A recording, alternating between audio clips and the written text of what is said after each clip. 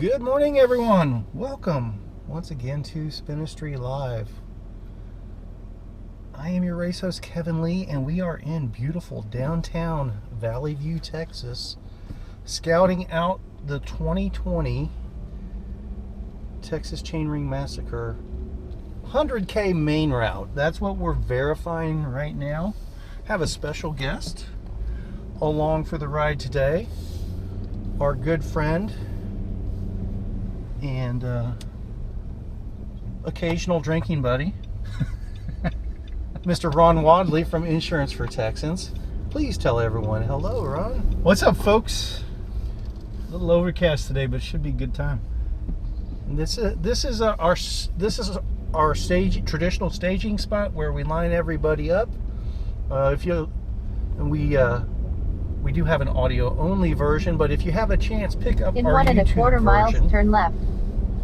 which will show our dash cam the whole way. Ron and I are we're gonna shoot the shit while we're checking out the route. We're good at that, and we do that quite a bit. It is, well, I think they open at 11, but we haven't stopped by Whiskey Hollow just yet. There's a greater than 0 chance that we will stop by at the end, though, because I feel an old-fashioned coming on, but I could be mistaken. I'll go more than greater than 0. But again, everyone, welcome back to Spinistry Live. We're glad you're joining us. We're pretty darned excited about what's coming up here in about 10 days or so. It looks like we're going to easily have our largest event ever of any kind in Spinistry land, which that's pretty darned exciting. Because I mean, obviously you're a business owner, Ron, so Yep. I mean, growth is important. There's no doubt about that. Growth is very important. But that's not we don't do our stuff specifically to, hey, let's make it bigger. I'm really happy with just things growing naturally, so to speak, kind of an organic growth thing, because I think it means you're doing something right. It does, and it's really kind of impressive to say that after what happened 2 years ago, when you had a surprise visitor for this event that blew it up, just because that visitor was put out there in the public sphere, when none other than Mr. Armstrong showed up for this event and raced it. Yeah, Lance Armstrong showing up definitely, it took us to a different level awareness. There's no doubt about that, and that brings up a good point. We're on Lee Road right now, so we start on Lee Road and we finish on Armstrong In a 1/4 mile, Road. turn left. The way that this is routed. It was very cool to have Lance Armstrong out here. There's no ifs, ands, or buts about that. But it was also problematic's not the right word. It just put a different spin on things, a different dynamic. Turn left on I-35 frontage road. I'll be perfectly honest, I was not completely comfortable with Logistics at that changed. time. I'm sorry? Logistics changed. Logistics changed distinctly. We definitely shifted from a North Texas event to maybe not a true nationwide event, but a multi-state regional event in awareness at that point. In a 1/2 mile, turn The left. event itself had always, we built the Texas Chainring Massacre. This was our one gravel grinder that was targeted towards the racing crowd to begin with. It was a request after we did our first Red River Riot that, hey, that's kind of cool, but could you put something together that's a little bit more 1/4 mile, focused turn on the racing thing? And that's how the Texas Chainring Massacre came about to begin with. And we've always kind of kept this one. This is our race. We have a racing element to all of our events. Turn left, signs for Yeah, this old man I-35 still N. shows up and just rides and not races. Well, and that's the thing. It's not racer only though. Sure. That's definitely a balancing act on our part. In a 1/4 mile, turn left. So everything we've done so far, I'm expecting to do as a neutral rollout. and just kind of steadily upping the pace of the. Yeah, the bridge here will thin some folks out Yeah, too. yeah. So I come up this bridge, 20 miles an hour or so, and I'm thinking we'll probably have a true lead pack split out from everybody about that point. I'll rock it off the back for you. They appreciate it. And encourage anyone else that's back there to, hey, let's just hang out. Yeah. Maybe I'll stash Turn a left cooler on somewhere for you I-35 guys to frontage find. road. That works. I might let you pick a spot along the way. It's like, hey, Kevin, just leave us a cooler here. I could probably do that.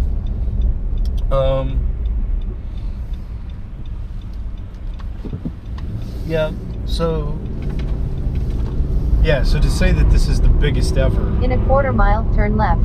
after some of the things that have gone on like that, that's pretty impressive. that was definitely a shift in this event as far as who was aware it was out here and why. Turn left onto Hockley Creek Road. we had a good Texas crowd prior to that. We had a pretty good Oklahoma crowd. A few Louisiana people were coming. But this really, we bring down a bunch of Kansas, Nebraska, Missouri. They want to get out of that cold. That's understandable. Some Colorado folks are coming down. Road. So this will be our In first 2.5 miles, turn right. gravel section. I actually laid this out the other way, and I looked at it some more. It's like, I think we need to reverse what I originally laid out. So there's one farm to market road section I want to verify that it's longer, and that's going around that bridge, That's the washed out bridge. There's no doubt that created problems for our original plan, but I think we're going to be okay. I'm really digging this course because it lets us bring back Wade Road, which we haven't been able to do for a while, which that'll be cool. So this isn't a bad little first gravel section here. No. Get a little climb there to get the heat in the legs so you can tear off down this hill. So were you here that year? Yeah. Lance was here. Yeah, I thought you here. were. Yeah, I was here that year. So you've been to a bunch of our events prior to that one. Yeah. So you were kind of familiar with what our vibe was like before and during. From a participant's perspective, was it a noticeable difference in the way things were going on, or the people that were there? Was it just business as usual? Well, there was definitely a buzz at the start line because you got a, former pro racer. So there was definitely a buzz at the start that I don't know that you could ever recapture without spending big money to bring somebody like that in. That ain't happening. He showed up at his own free will, right? So, but after we got rolling, and then once we got back to the finish line, the vibe was preserved, and that ultimately speaks to the folks who participate. Because I'm not going out and rolling many charity rides on the road, if any at all, anymore, or any of the mountain bike races or anything. But the gravel crowd is still the cool folks that I can relate to, at least, as I ride on my steel road bike and carry on conversations, or gravel bike and carry on conversations with people. So No, I agree completely, and that's probably been our biggest struggle with the Chainring Massacre. I think all of our other events, people are still, hey, it's the traditional gravel vibe where it's 80% of the, if not more, of the people that are there. They're not there to try to get a podium or ride at the front. They want to go out and have a good time. And hey, if they knock off 100K, their first 100K of the year or something like that, that's a heck of an achievement for them. That sort of thing. it's okay to get lost sometimes. It happens, It's happened to me. It's happened more to than me. once. The Chainring Massacre, the numbers shift. It doesn't flip-flop. It doesn't go to 80% racer oriented by any stretch, but we're probably up there in that 35 to 40% range, Yeah. where people are pretty serious about the racing aspect of it. The first few years of that, I felt like I was constantly trying to explain to traditional road racers that this is gravel, it's different. Deal with it. But I think we're well past that point now. I think some of the traditional road racers, that's always been one of my favorite parts about this event. And Lance was one of them, actually, In a quarter when he mile, finished. turn right. I've had other national and world level amateur champions and things like that they finish this course and they'll say, this is the most fun I've had on a bicycle in 20 years. It's going back to being a kid, right? Exactly. You got on your bike and you rode it wherever you needed to go, and if that was down a gravel road, hey, that's cool. I might wreck. Turn right onto FM 2071. All right, this is one turn I want to check out because we'll still have a pretty big crowd here. Yeah, This isn't a busy road, but it is paved. it is paved. It is high speed, but yeah, it's got a good line of sight. In a quarter mile, turn right. I'm thinking I'm going to have a moto or two helping us out. I might have one parked there as the big crowd comes through. That's not a terrible idea.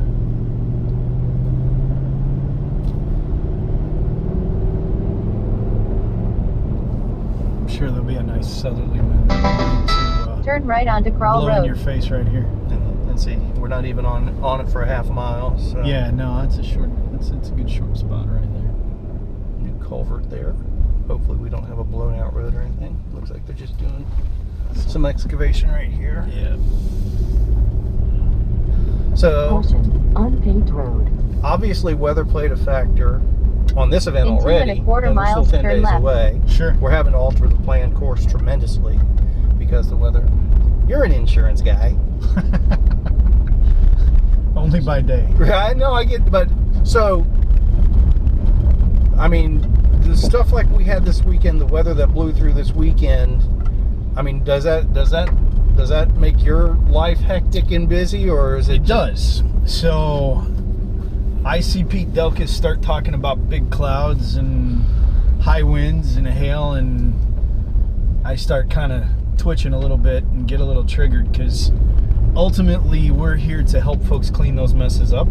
That's the point, right? Right.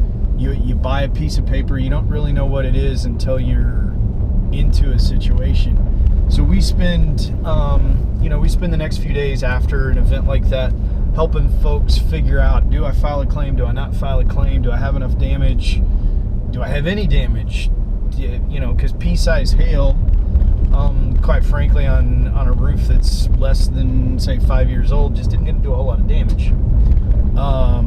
And I say that as it's fallen on my own. One of the things that we love to do when we help folks like that is to get them in contact with trustable contractors that can get up on a roof and evaluate it and say, yeah, there is damage here, we do need to make a claim. No, we're going to replace 3 shingles, charge you $100 and never tell the insurance company. And so that makes our lives a little hectic, but in the end, that's the whole point of what we do. I can unfortunately speak from personal experience along those lines. Unfortunately, much too recently as well, but We're sorting a Jeep out. It's all good. I look see at an that. arrow. Where did that come from? Where did that come from?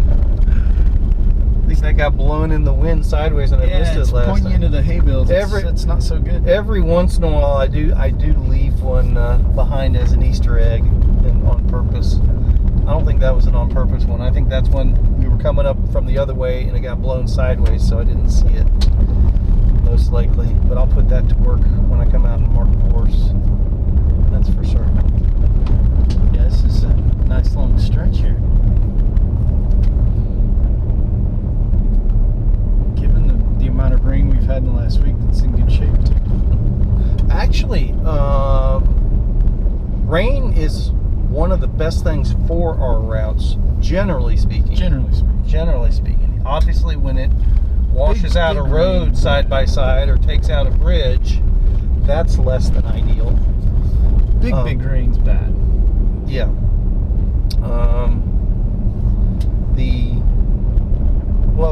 Like going back to what we were talking about, where you're helping folks. I mean, that's been a big deal for me.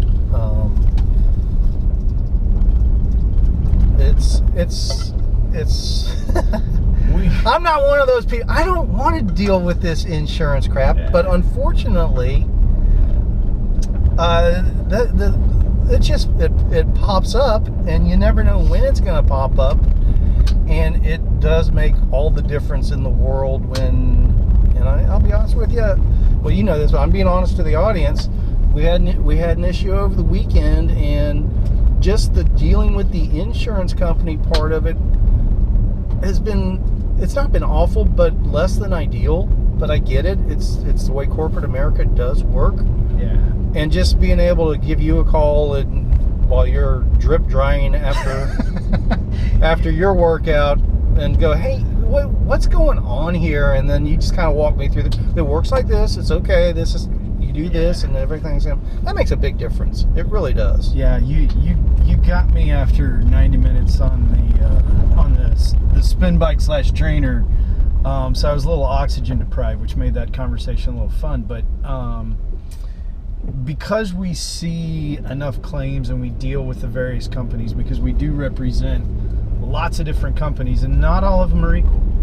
Some of them are very monolithic and subscribe to Lean Six Sigma and in a quarter mile, turn left. Their processes, they can't veer from the process to take care of your unique circumstances that existed on Saturday when you're 200 miles from home and you're on private property, you're in a camper, and you got a vehicle that needs to be towed. That's not on their play sheet. So how do we learn to navigate that? Turn left onto North Pecan Trail. We also understand that there are other companies that can handle that very well. The flip side is they tend to cost a little more. So which of those pieces is more important to the individual than just trying to fit them in a box? Because that's what a lot of the online stuff has done. In 3/4 mile, turn don't right. Put baby in a corner. Never put baby in a corner. And this is a fun stretch right here, even though it's semi-paved. They call it paved. Yeah. That's a loose interpretation of it. For those of you that are running the skinnier tires, be warned, you can have some problems through here. I am. Yeah. I'm one of those. Whenever people ask me what size tires do you recommend, bigger is always better. You got 2.2s that'll fit on that? Go for it. Exactly. Yeah, I am definitely one of those that I advocate 40 plus for almost anything. It's even more enjoyable on chip seal with 40 plus tires, and let alone gravel. The older I get, the more my butt needs cushion. Oh, this is new. This is. Huh. In a 1/4 mile, turn right. I guess Valley View is growing. Uh-oh, what do we got here? Road closed. And this is why we scout.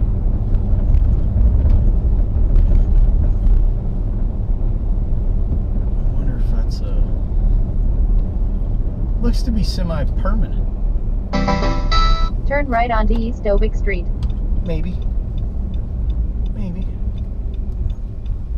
Let's see what this looks like. Yeah, they got a pretty big cutout there. 2 backhoes going to town down there. That could be done in 10 days. It could. Yeah, we're off course because we're scouting. Good looking trailer there. Couple of them. Yeah. I tell you what, that whole camper shopping experience. I'm not looking forward to ever having to do that again.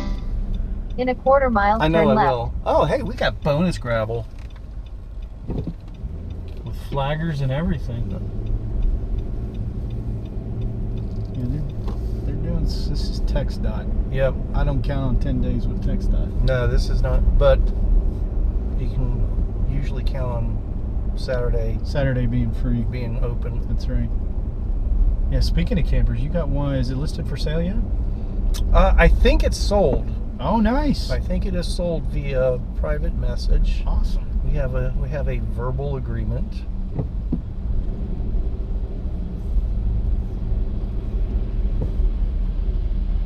Does this guy know we're here? Passing while he's on the other side Yeah. of the cone. Turn left on I-35 frontage road. This looks like a high-tech operation.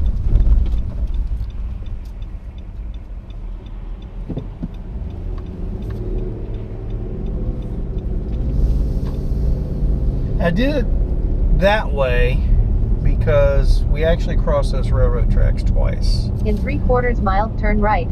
And fairly active rail line.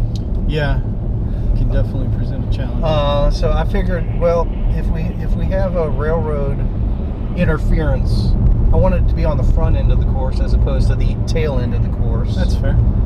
And if I have to send somebody up here to block an intersection to neutralize it and let everyone regroup because of a train, I'm going to do that because it's my event. I can do what I want to. Yeah, you've traditionally gone south out of town and come back north. Yeah, So- trying a little bit different. Early headwinds are better than late headwinds, I'm just saying. Weather is always a factor. I'm just saying. So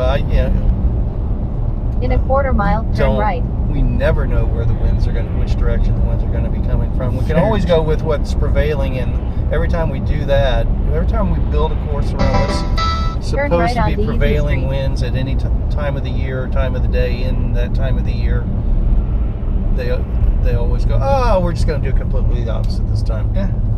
Every single time. Yeah. But then so the way we're going kind of takes us back To the traditional more stuff. of the Yeah. traditional stuff. Turn left on I-35 frontage road, signs for I-35S.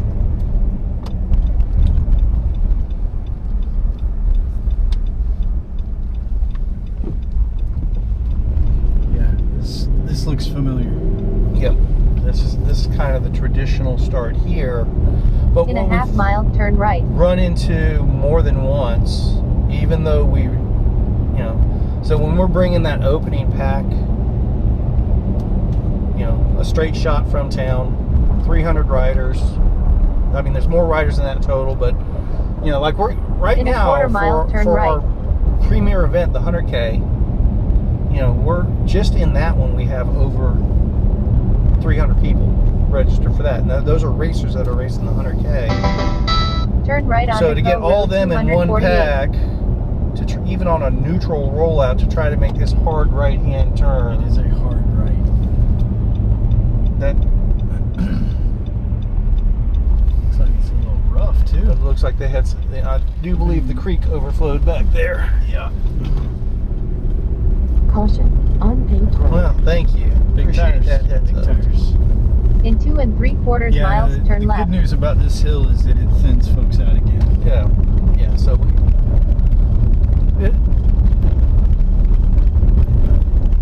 I think it's gonna. I'm looking forward to starting it this way. I think it's gonna give. I mean, we don't traditionally have a whole lot of spectators, but when we do have spectators, they're either there at the very beginning or the very end. They can catch both. They can catch both, and I mean, so the riders will be coming right by town, within a few minutes of the start. Yeah, for sure. So folks can hang out there at the railroad track intersection, or come there at that at the creek crossing, but just behind us, and just get a glimpse of what folks are up to. So I think there's some potential there. I may shove a beer in my back jersey pocket. Like I said, for you, you see a spot you want a cooler, let me know. I'll stash one there for you. Because the last time I raced out at Big Bend.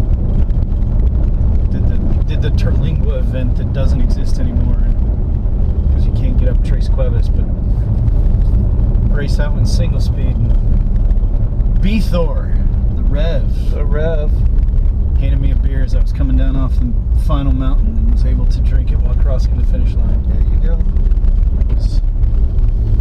That was a fun time. We condone those sort of activities. So that's why I do gravel. We support beer hand-ups, beer finishes. Bicycles and dogs are allowed on the podiums and actually encouraged.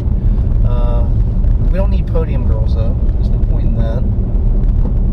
Oh, hey buddies! Good looking puppy dogs. Yes, right there. y'all doing a good job. Y'all doing a good job. Oh, we got one inside the fence too. What is that?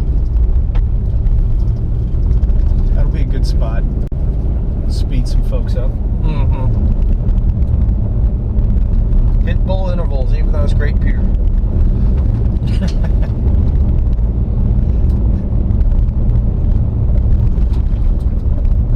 Traditionally, that's take a right-hand turn there too. People have missed that one in the past because they just see this long straight shot and they want to Just keep put their going. head down. Yeah. So this year we're going to give it to them that way, assuming all of our scouting works out the way we have planned.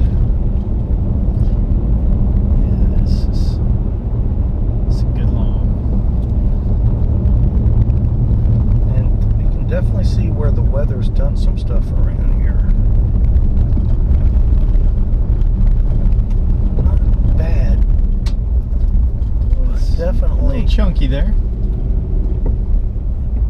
My guess is there will be a stretch of brand new chunk gravel here by the time we race on the 25th. So yeah, we're back to probably bigger tires are going to be better because that's probably a half mile there of chunk gravel by then. That's one of the things. Everyone. So, what are road conditions like? I have no idea. What do you mean? It's like It's gravel. It can vary tremendously from week to week, day to day, hour to hour. The weather and county maintenance schedules and the combination of the two, just there's no way to know for sure. Now, one thing I do know is that none of our roads are going to be mud roads. They're all hard pack rock gravel. Yeah, rock-based roads. We don't do. There may be an occasional super short stretch. I don't think I have any mapped out on this one. We'll come across it if we do, but there's no unimproved double track or anything like that. This is all going to be In a quarter mile, turn left. rock-based roads, and even in the pouring rain, You can still ride. yeah, exactly. Yeah, I remember the first event of yours I ever did up on the net, and I got lost, and I rolled through a long section of 2-inch water and mud. That was good times. Oh, that was I didn't care, but that stuff around Farmersville, Yeah. Merritt, and Celeste. Turn left onto Co Road 200. That's not some of our most favorite stuff. it was fun.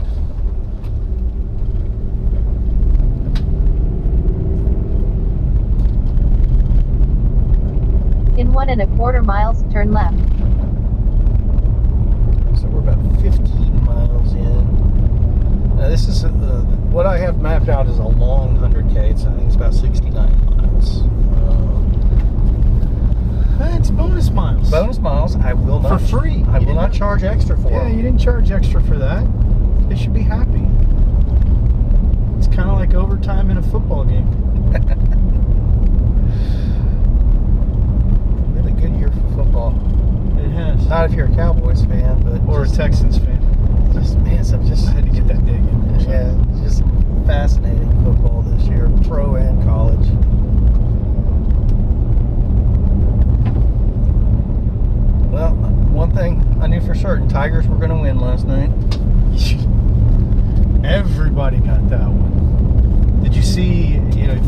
was 67 points in the game. You know what the over-under was in Vegas?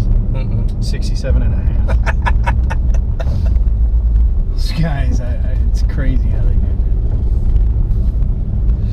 Analytics, man. Analytics. It's changing everything. It's changing auto insurance. I bet it is. They want to track you. About to say, It's coming. how far are we away from that being like a mandated thing you have to do, or it's just Probably an 3 to 5 years. It's pretty close. Companies have all been doing it for a discount the last 2 to 4 years. So are they going to just reverse the model and say if you don't do it, you pay more, or In they're a just going to quarter make mile, everybody turn do left. it? How's that going to work? They're probably just going to make everybody do it, because it's largely becoming done by an app on a phone anyway. So the plug and play devices into the vehicle dash are being discarded in favor of the apps. Turn left onto Metz Road. And so there'll probably be a surcharge if you decline it rather than a discount for accepting it. Right. Because the ultimate reason, it's going to be a nice house. The ultimate reason is that this is kind of ugly. Yeah, I like sure it. is. Well, if you're gonna, it's another one of our paved in air quotes roads. Yeah, no, that's going to be an interesting turn. Right It there. really is. In a quarter mile, turn right. When we go to ask questions about your driving activity, everybody lies.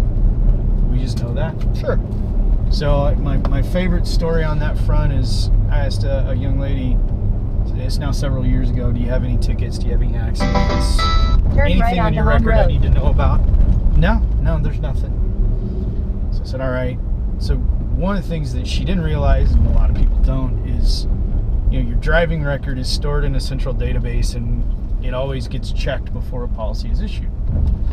So I go to hit the button and check her reports, and she'd had a DUI like 4 months earlier. And she didn't understand why her price tripled. In 1 1/4 miles, turn right.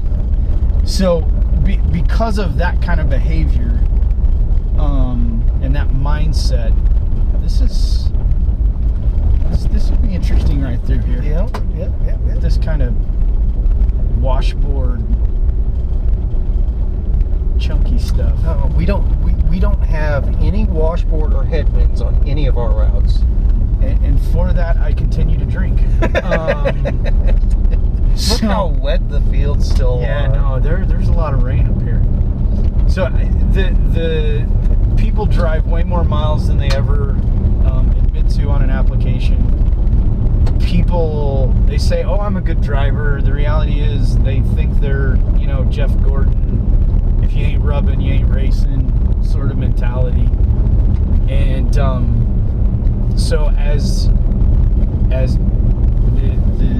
the numbers don't lie, right? The fact that you actually have a 25-mile one-way commute to your office through 635 in Dallas, the data collection gives that away. So the reality is the company can actually better price good risk versus bad risk, because that's what it ultimately boils down to. Do you think that they're gonna better define good risk versus bad risk, or different level? Absolutely. So because there are the unicorns out there that drive 200 miles a day and haven't had a wreck in 6 years, and they still drive 85 miles an hour. That unicorn does exist, but the reality is the data of it doesn't support that being the case. That's a nice little tip right there. You get the trees over the top there. This is going to be an interesting little route. Racers aren't going to like this. They're going to love it. Well, They're going to love it.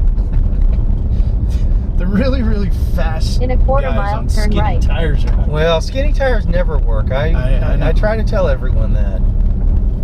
Skinny tires are not the way to go. For those of us enjoying ourselves, this will be a great section. Yeah.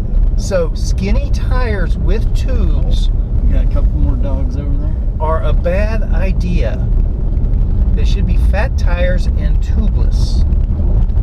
Fat tires make the rocket world go Turn round. right onto Lois Road West.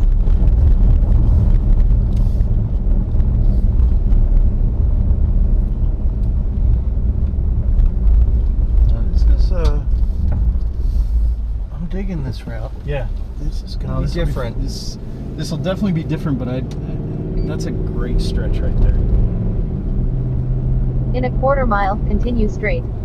So, and anyone that's watching the YouTube video, don't try to figure this out. We'll get the routes out to everybody in proper timing. We don't send them out too far in advance. This past weekend's weather is a perfect example of why we don't. Continue on to Gregory Road. It's almost guaranteed that between the time we rough out a route and the event actually takes place, it's almost guaranteed that something's going to come up that's going to affect the route, and we're going to have to change it. A bridge gets washed out. That's what happened this past weekend. And it's not... In 1 1/4 miles, turn left. It's not as simple as that reroute we did in town there, where, we just go over one block and we're fine. When you're out on these country roads, if you have a spine road that's washed out, you may have to do a 20 or 30 mile detour to try to get back to where you were. Goats. And if it's only a 65 mile route to begin with, well, you've just turned it into a 100 mile route, so that doesn't work. So we typically don't send out our conceptual routes ahead of time or post those, because we know there's likely to be at least a minor change. And we have learned the hard way over the years that even if we explicitly tell everyone, hey, this is a preliminary route, please be aware that things could and are very likely to change. We will send out final routes the week of the event.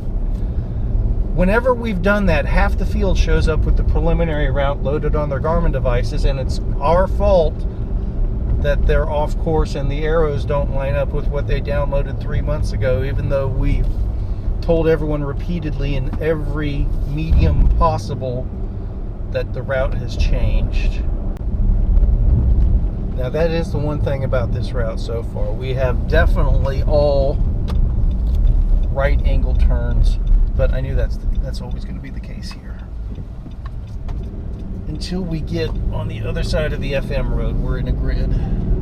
That's a new one. There is a ton of new construction out here. In a half mile, turn That's interesting. It's kind of a modern... I kind of like it, I kind of hate. So yeah, it's a modern take on a farmhouse, I guess. A little Frank Lloyd Wright meets the prairie or something. Oh, I get to go by my, not to dwell on bad economic times and how people have to do desperate things during those times. But man, I missed some opportunities out here. Buying land out here. We're In a quarter mile, We're gonna turn go by left. this property that I should have just gobbled up. It's like, Yeah. it would have been worth the stretch to do everything just to make it happen. It was just such a cool old place, and I believe at the time it was just such a ridiculously cheap price. I mean, it had to have been a hardship case. Turn left to stay on Cash's Mill Road. It's impressive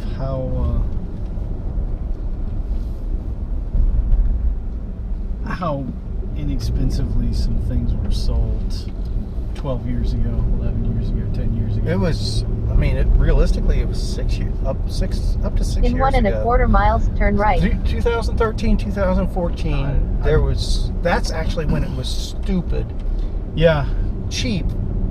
I bought my house in 12, so yeah. Yeah, and but when it turned over on there was no, we're going to ease back up. No, it took off. Yeah, it's like, we're going to make up all that lost ground now. Yeah, for sure. Which county tax assessor figured that out too. Yeah, they sure did. Good gosh. Don't remind me of that. Here's a plug for you to protest your taxes every year. And we do every year. And if you still can't get your escrow down, call me. We'll lower your insurance rates. Yeah. All right. Yeah. I'm gonna throw in the gratuitous plug, and that's not what this conversation is supposed to be about. But oh my God, the amount of money you saved us a few months back. It's good times. That's no. It was no. I mean, it ended up being the perfect storm. Yeah, it was a perfect. I know I was frustrating you because I hadn't switched yet, and this and that, but it was like the timing of that was a perfect storm, and it worked out. It worked out in your favor, the way it really should have. Yeah, and yeah, it was like it's not always a perfect storm, but when it is, it's kind of fun. For me. Yeah, that was like you had a new provider available to you that really lined up with what our needs were. In a quarter mile, turn right. At the same time, our existing provider, who I was essentially happy with, but they decided now it's time to take advantage of this multi-year relationship and basically double your price for no good reason. So we're back to numbers don't lie. If you experience turn right onto Chisholm Road. From a pure mathematics standpoint, if you experience a 15% rate increase every year, when you get to the end of 5 years, your price will have doubled. Yeah. So I mean that's basically how it works out. I'm glad we're scouting. The more I see this, I mean, obviously when I heard that bridge was washed out, I knew there was water up this way, and Grapevine Lake's going up, and Knob Hills is flooded again, and all that good stuff. So, I mean, yeah, we were down south, and in 9.5 miles, I was watching turn right. the radar up here. I knew it was a good bit of wet, but this is pretty. There's a lot of water fell last weekend. The problem with that line, that was a line of storms that basically just kept going north instead of. It usually flows east to west, west to east. So the line just kept going over the same areas over and over and over. Yeah. So you drop a lot of water. This is good here. Yeah, like it's. Wow, I have never seen this creek with this much water. Well, and you can tell it was up over the banks over here too. So this is Clear Creek, which for years never had a drop of water in it. Yeah, that was flash flood last weekend. And I've never seen it flowing like that. And this is, we're 4 days past those rains. Here's your public safety announcement, kids. Turn around, don't drown. Turn around, don't drown. Don't play with it. And that's something we never do. And that's another reason that we don't release the routes ahead of time, because we had a chainring massacre. I want to say it was 14, somewhere around there. And we had 4 inches of rain. Yeah. The night. I didn't ride that one, but I remember that. There's the night standing water out here. I've never seen water like this here. I guarantee you, this was underwater last weekend. The night before, we had 4 inches of rain just on top of the whole route, which I knew for the roads themselves was going to be fine, because it was like 6 or 8 hours until we started. So the roads, they weren't a muddy mess, but it was all the low water crossings that I knew the water was going to be just going to be raging. And we actually shortened. I think we shortened everything to a 50-miler that year, because there were 2 low water crossings that I wasn't going to send people over. And everybody already had them on their GPSs, and they were like, "Oh, we're gonna just follow the GPS." All of it be damned. It's like standing water. Yeah, I've never seen this water here like this before. I'm kind of concerned what we're going to run into further down the road, but we'll find out. Maybe we'll see it. But a couple of those people did decide to do the long route on their own, and then they turned around when they realized what a raging low water crossing, how much water that really is. Good looking horses over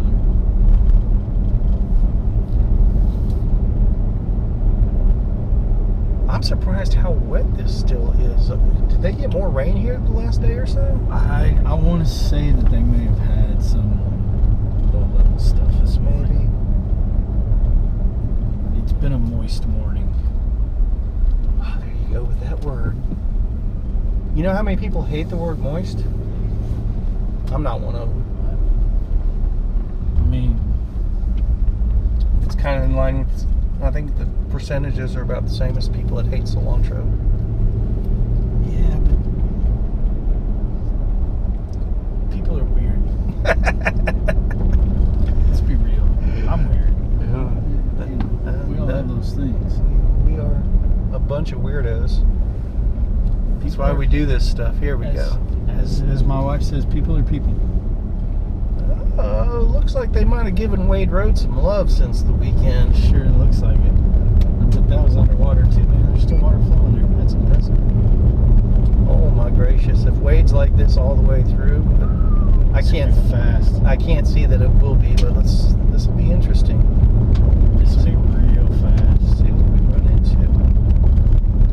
They've definitely done some work out here, though. Yeah, they bladed it not too long ago. Since the weekend.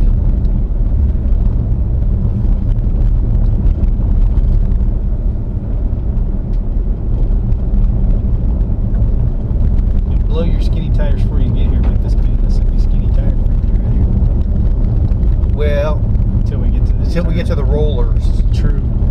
and then people will When swoop it all breaks loose. swoop down that roller at speed and catch that transition back up the other one, and that's when everybody gets the rear flat tire. Not me. I just keep plowing.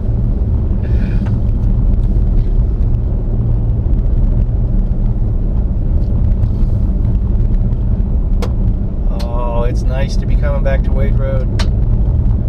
We got a truck coming from the other direction, so that helps me think that we're good all the way through. Some of the best views right out here. Yes, it is. Make sure you're staying in your heart rate zone 3 so you can take them in. And enjoy it. Yeah. Yeah, they definitely did some work out here. Yeah, there's still a lot of water in these crossings.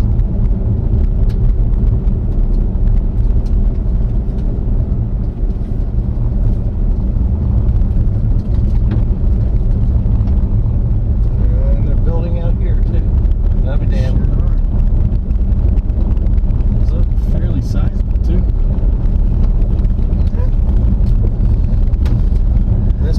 This may be our last trip through Wade Road.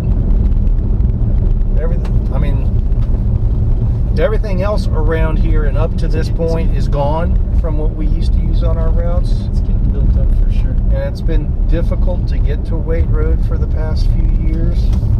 Real estate for sale. This one's fun right here. This is good stuff. Going down at speed, low pucker factor, Single lane bridge. video surveillance. Yeah, right. Just be careful when you pee. Oh yeah, that washed out really nicely. Yeah, Wow, they that's get a nice little blown out. Yeah. They got a lot of water. They sure did.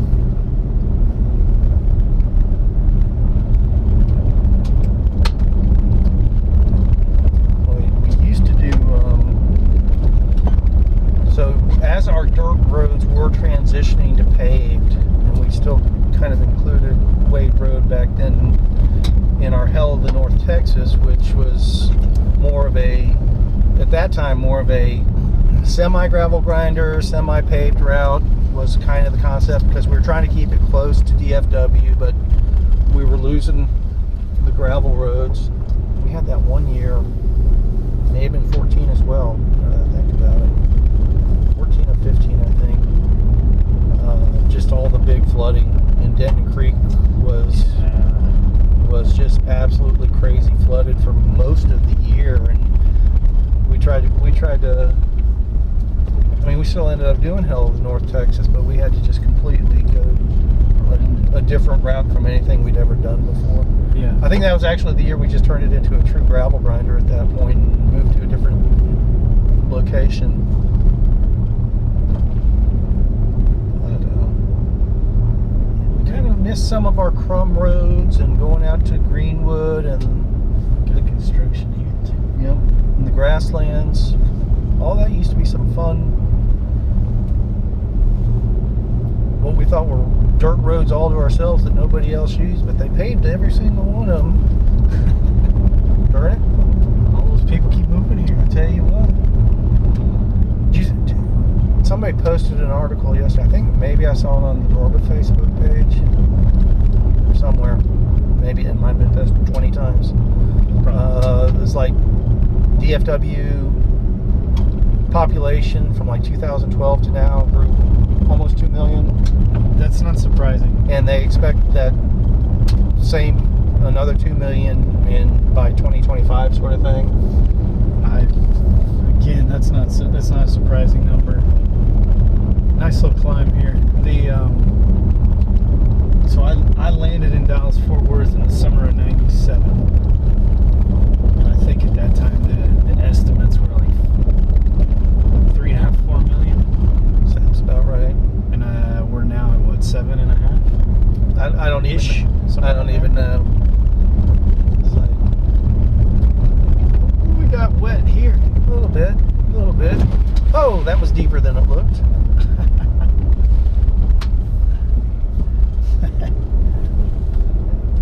Yeah, it's. I'm gonna say it again. It's still moist through here. Tell you what. The roller's gonna be. Yeah, they had to redo this one. Yeah, this will thin some folks out. This is still kind of soft. I can feel it. Yeah. Could be some people cussing you right there. I was about to say, when Jan rides along with me on these scouting trips, she'll just look at me and start shaking her head right there. She'll go, "You love this, and they're gonna hate you." Yeah, I'll cuss you for it when I get back, but it'll be all right. And then you'll give me a hug when you get there. Of course.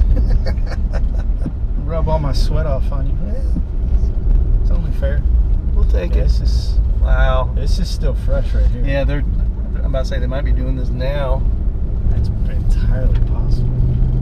We'll see what the rollers bring us at the bottom of the rollers up here. That'll be interesting. Yeah, this is good stuff. It'll be dry in 10 days. Oh yeah, absolutely. We get 14 inches of rain in the next 10 days.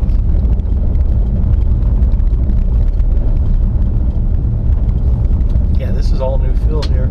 Yeah. It's in great shape though. Yep. Especially considering what we've seen water-wise and some of these ditches and dry creeks and culverts.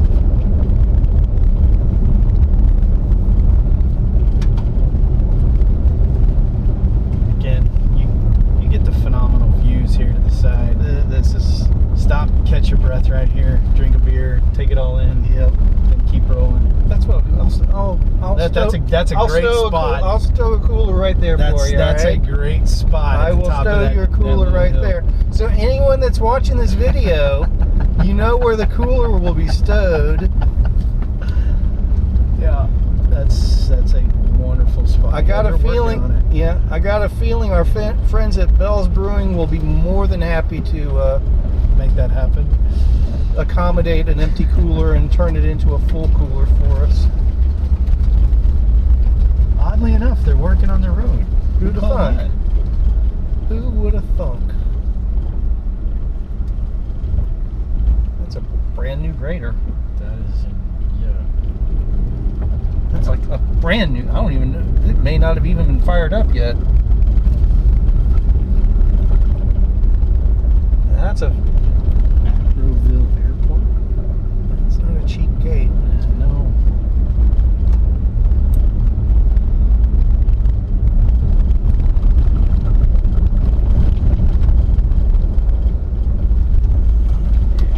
Yep.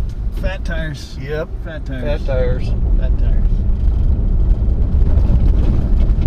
Yeah, they're gonna be cussing you up this hill too. They're gonna love it. They'll love it, but they'll cuss you at the They're gonna same come time. back It's okay. sticking dollar bills in my waistband. Give us money. Wow, that's a visual I could have done without today. Not gonna lie. Of course, I did that to you on Saturday when you called me. I was like, "Yeah, I'm about to get in the shower." Yeah. So I guess we're even.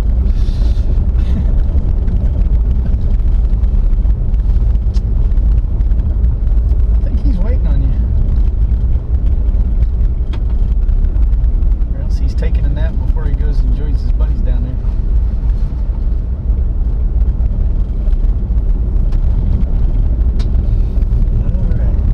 So that was the Yeah, crossing I was concerned about, but that was still intact. So very much so. Wade Road should be in the mix. This is the road that goes on forever. Which we haven't used in the Chainring Massacre in quite a while, though. So actually, this is probably maybe half the crowd, if not more. Might be their first exposure to Wade Road, Yeah. which will be interesting. It's a good one. I'm glad we get to use it again. It's one of my favorite things about these routes. I call them my Bob Ross happy little accidents. Yeah. You know, well, something went wrong over here. Well, we'll Use this road. make some lemonade.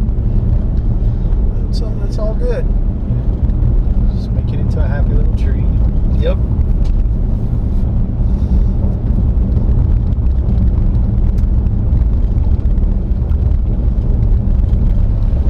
Yes.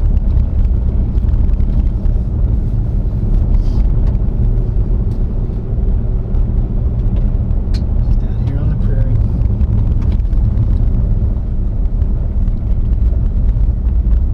And that's what's cool about this route. It ends up with so many just little unique sections that are Yeah. completely, once we get over to the valley, that's just a completely different thing than this, and For sure. what's right there at the start at Valley View.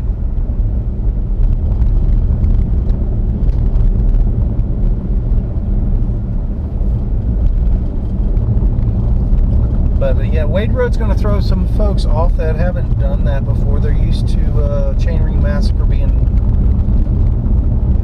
almost a completely flat route.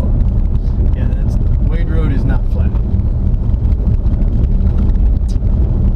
At all.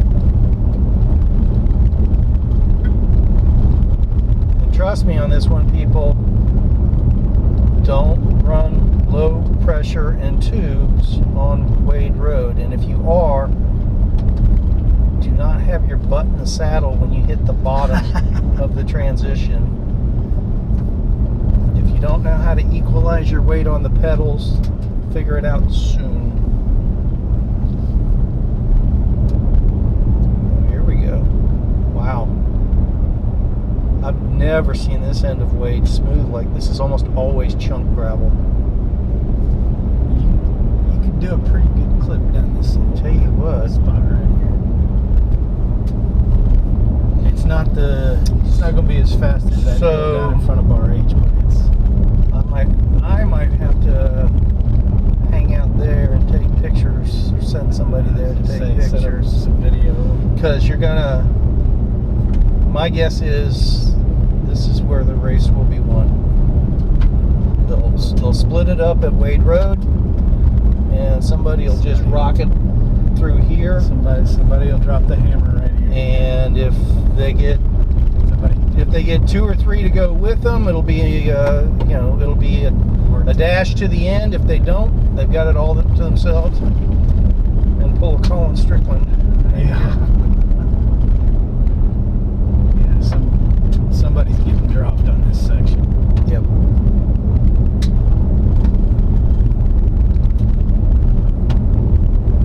I will have already been dropped, so it won't be me. Yeah.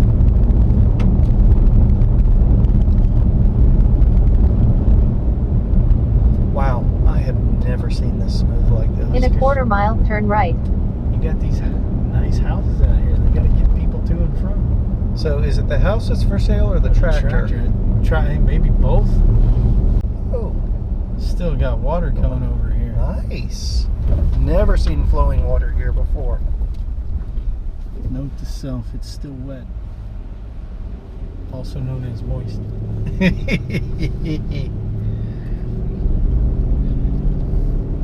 Man, this is going to be a fun little route for folks. We're going to get all sorts of adventure out of this A one. little something for everybody at this point. This has always been a cool little property here. Yeah. Established in 1858. Huh.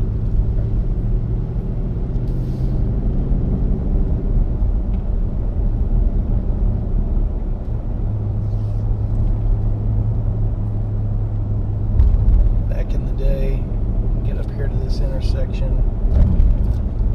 That's a new water crossing there.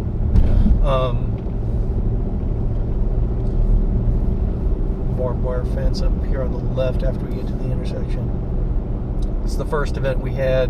I think it was a Midnight Massacre way back when.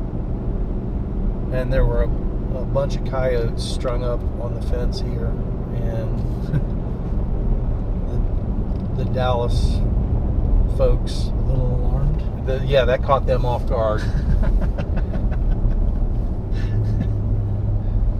Yeah, they were just strung all the way down that fence. There's probably 8 or 10 of them. Got standing water there. Yeah, never seen water there. Yeah, people, I tell you, coyotes now kind of can actually be a little scary. You know, they've always They're not shy anymore. No, we always just kind of considered them docile and whatever, but there's some scary stuff. In now. a quarter mile, continue straight. We've taken away all their land with all the development. I guess they're finally getting hungry instead of just feeding off the cats. Well, and they're getting Continue on to Fortenberry Road. the crossbreeding with the domesticated dogs. The Caution. Unpaved road. damn coyotes are getting so big now. Yeah, they are. They're not just. People think they're seeing coy Fortenberry wolves. Road turns We don't slightly have left coy and wolves becomes here. Co Road 398. We have coyotes that have been crossbreeding with the Great Pyrs and German Shepherds and everything else out there, and they're turning into these big ass coyotes. Pay attention to that curve, by the way. I'm just saying. We got water. In 3 miles, turn right. It's a waterfall.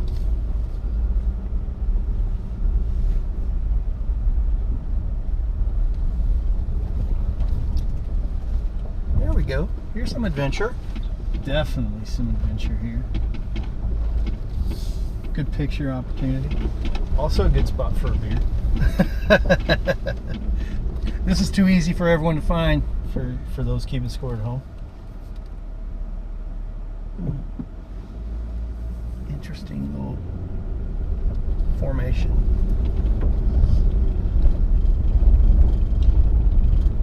Yeah, I remember the first time we were out riding and saw a bobcat. Man, you got...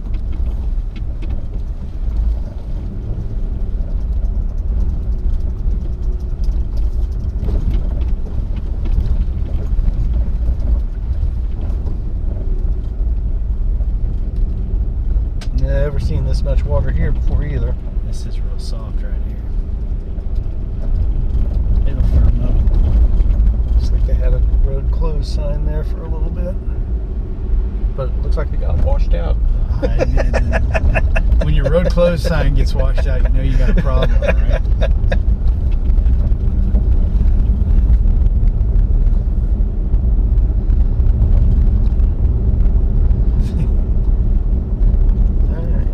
So far, I haven't seen anything I want to change. Find out here in a bit.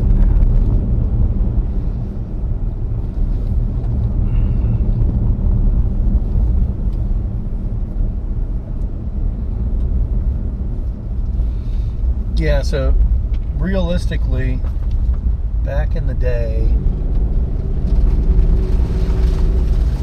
all of that pavement that we had been on was all gravel. was all gravel. Yeah. Every bit of it. Yeah. handle a lot more.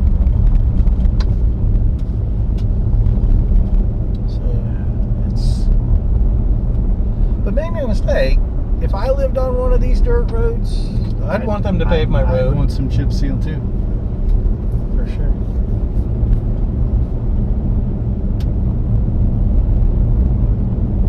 Holy moly. When people have an opportunity to fly, they are going to fly. Yes. If you've still got a pack here, somebody's going to attack.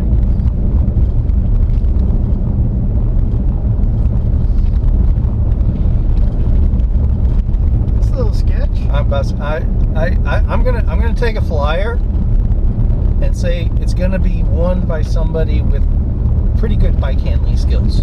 You're gonna have to handle for sure. So it bodes well for the mountain bikers. Yeah, if you don't have some mountain biking experience, go spend the next 10 days on a trail. Yeah, go hit the trail. Go hit the trail. There we go. Nice little pop-up view. Yeah, it's good stuff right there. I mean, this is not been here that long, it fits. No.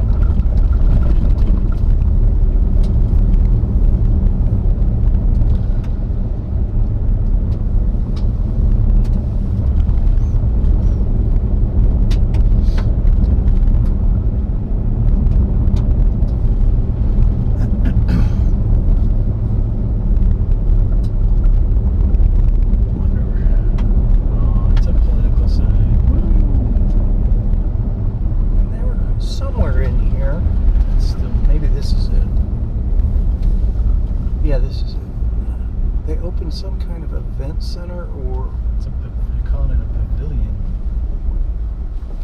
The Betty and Clint Josie Pavilion and the Dixon Water Foundation. Huh.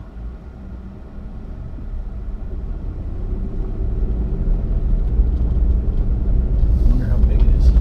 I don't know. There used to be a few years ago. There was like they had a billboard with an artist rendering, and looked like it was going to be a full-blown event center thing, but man, this road blew out. Look at this. Yeah, there's a lot of water came down that hill. I wonder if I bet that was right before that big flood year. I wonder if their plans didn't survive that flood. And look at all that water over there. Yeah. The stock tanks are all full.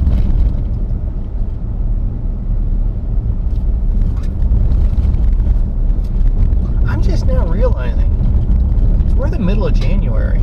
Yep, we are. We're in short sleeves and crap, you're running the AC, I think. Yeah, I am.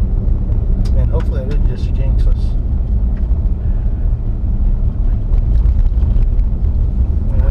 We haven't been through this intersection in Leo in a while either.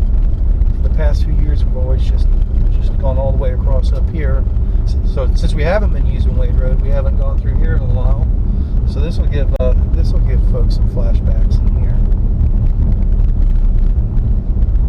Valley.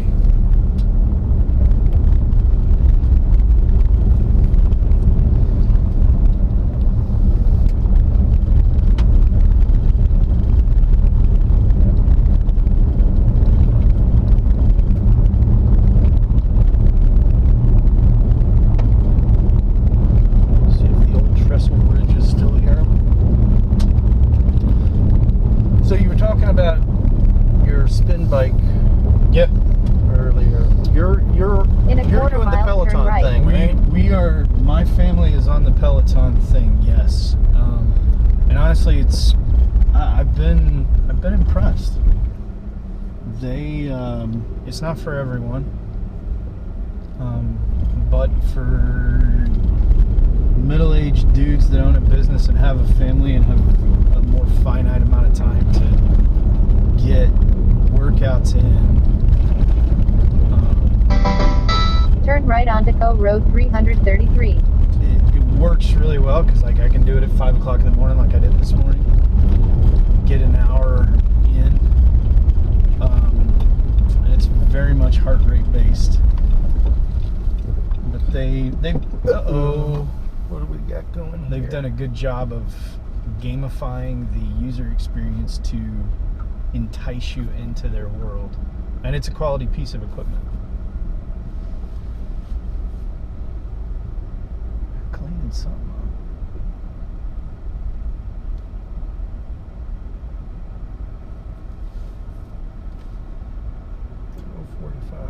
Hopefully they're not on lunch break blocking the road like that. In 3.5 miles, turn right. Oh.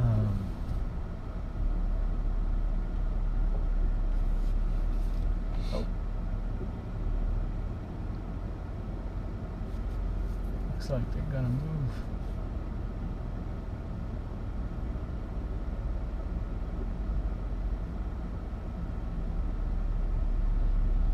I think they're clearing a culvert. I think you're right.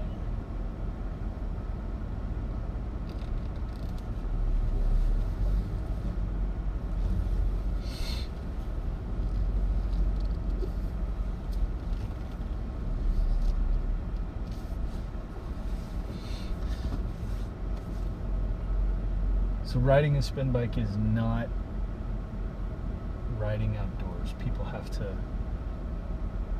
understand the difference and learn to use the difference to their advantage when they get to be outdoors. It's about maintaining fitness. It won't help you handle a course like this. Sure. Because there's some unique handling things that you're going to deal with, like this crossing right that here. culvert needs clearing. Big time. Man.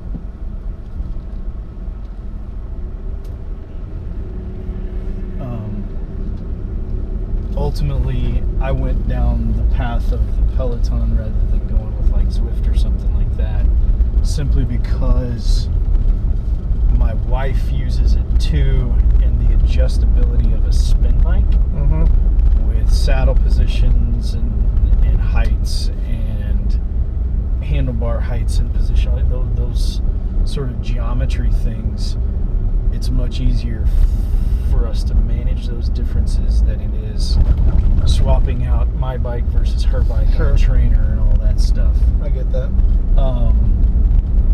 So it helps me accommodate that purchase more.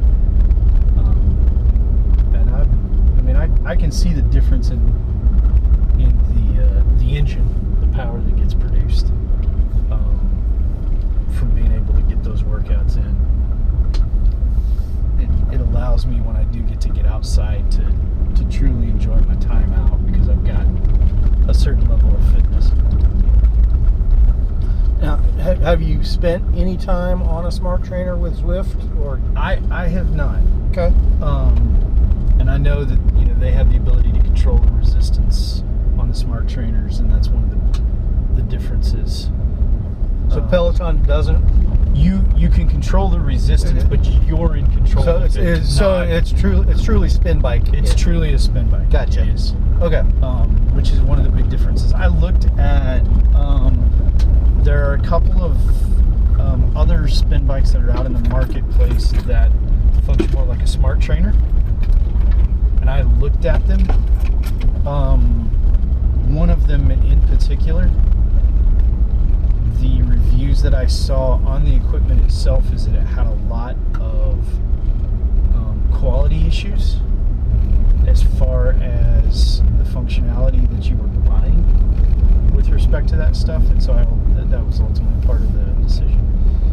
Nice little washed out spot right there that could cause somebody a headache. Yep.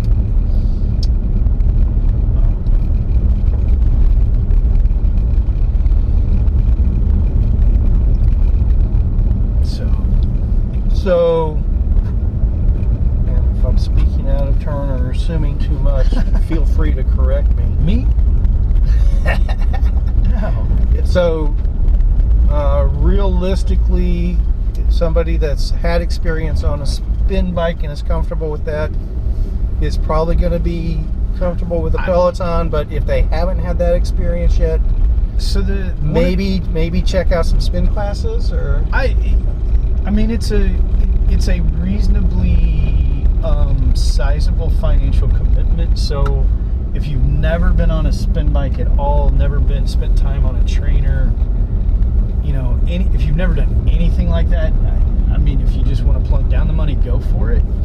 But it definitely wouldn't hurt to do just some a la carte pay by the class things that, I mean, there's so many studio choices, and there's a lot there's of Peloton studios, right? There's not one in DFW. There are. Oh, I thought there was. There are stores where you can go. They have bikes set up where you can go in and test drive them. Oh my God, this road was completely trashed, and it's only semi-rebuilt. It's in great. This will be fun, but it will require skill to navigate this climb. Yes, this was destroyed. So there is a Peloton store at North Park, and there is a Peloton store at Legacy West that I know of for sure. Maybe some folks walk that. This isn't going to be the flat Texas chain ring massacre. No, that section right there will be people walk up that last lip of that hill. Because that was a fairly steep little finish. You're gonna get a reward right here, but so in those stores, they have bikes set up. You can go in. You can, you know, if they have a membership, you can show up and ride there. Or you can test drive them, whatever. The good thing about what Peloton has done for the casual folks, and I know a lot of people that are listening to this probably aren't going to fall into that category, but they actually, in their digital platform, which is kind of what powers the whole thing, they do have shortened beginner classes so that someone could dip their toe and begin to learn and understand how to make it all work. So there, you know, I've read lots of stories through social media channels, whatever, about folks that were, you know, 300 plus pounds. They decided to change their life, and it's always about a lifestyle change, right? But they took that on. This is a fun little downhill right here. They took that on. They bought into changing their diet. They bought into exercising, maybe not every day, but regularly, 4, 5, 6 times a week, and ultimately completely changed their appearance. There's a lot of water running through that creek. So you can build into it, even if you have no experience. And it's my understanding that the competitors in the marketplace are doing a lot of the same things on that front. But I can't speak to them because I'm not really testing them out. So the workouts that you do, it's essentially a virtual spin class, or? Yeah, so the way that they're set up, they do, that is wet. You're going to have to get the truck washed. They have a schedule of live classes. So there's the display screen that's mounted in front of the handlebars, and it's nothing more than a giant Android tablet, essentially, that runs their digital software. And so you can stream into a live class that is being taught in their London or New York or San Francisco studios, where there's a real live class going on. But once that class is completed, it then gets archived into their library, and you can pull up through their library through the app. Chicken's got the heater on. Oh, look at that healer. Got a pointer too, man. Those are 2 good looking pups. The platform, the digital platform, then allows you to serve up those classes at any time on demand. So like this morning, I was doing a class that was focused on speed intervals from a cadence standpoint, intermingled with some high resistance to simulate a climb. That's pretty soft. That'll be a fun spot. And they'll, some of the classes are just purely heart rate based as far as zones go. Some of them are focused on power zones. Some of them are classified as low impact, kind of recovery type rides. It's a mixture, so you can mix it up throughout the week. So I'm typically doing it at 5 a.m. and I kind of got a rhythm that I've established with it. In a quarter mile, turn right. So I know Sean McAfee does a lot of Zwifting at about 4:30 in the morning. So some people lovingly refer to him as Zwift Boy. He's Zwift Boy. I know he has maintained his fitness and his strength doing it. He's done a pretty darn good job of it. Yeah. Turn right onto Co Road 377. We're gonna go through here, see if we can find the washed out bridge, because I was actually mistaken which bridge I thought it was. It was one of those areas we went back through there that I thought was the washed out bridge. So let's see what we come across.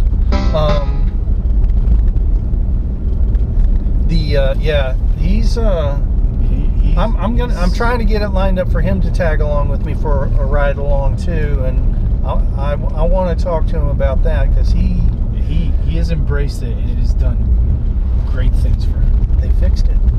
They sure as heck did. They already fixed it. It's soft, but that's rideable, man. Ooh. That's It's fixed though. I'm surprised they fixed it that quickly. They never do that.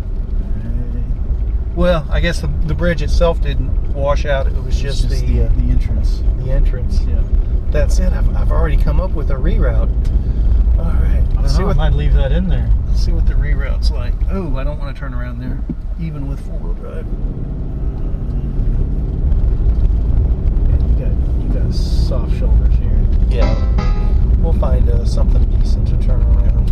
So, I do have the traction mats with me this time. I still don't want to break them out if I don't have to. let's not say we did. Exactly. Yeah. See, look how much water came down this thing. Yeah, this was a raging river. Goodness. But yeah, it's just so yeah. Sean goes. He hadn't been outdoors riding in, I think it was literally months, and he goes out and does like a 300-mile bike packing adventure, in sub-zero temperatures. I know when we did the Red River Riot last spring, he had been Zwifting all winter, and we got to Windmill Hill, and he absolutely destroyed me. And I went, all right, something's got to change. So, I'm trying to be Sean on a slightly different platform.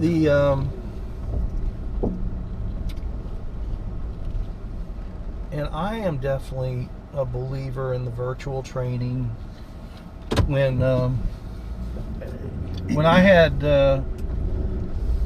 my bicycle to car run-in, and I wasn't able, I was in recovery from that, I did the smart trainer thing for basically 3 months. My knees could turn pedals. Yep.